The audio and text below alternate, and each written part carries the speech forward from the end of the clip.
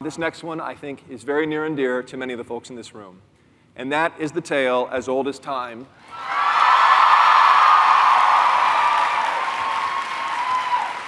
Beauty and the Beast, you know it.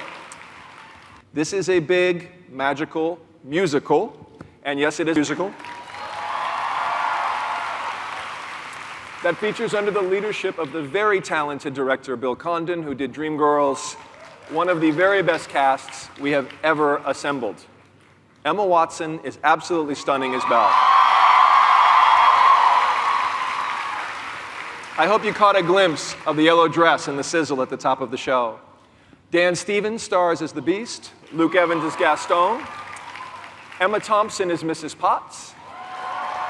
Kevin Kline plays Belle's father, Maurice. Ian McKellen, Josh Gad, Stanley Tucci, Ewan McGregor, Audra McDonald, Gugu Mbatha-Raw. It is like a fairy tale. Now, Emma really wanted to be here today in person, but as I said, they are hard at work in London, but she did send a message from the set just for all of you at D23. Hello everyone at D23. We have had an unbelievable time shooting Beauty and the Beast.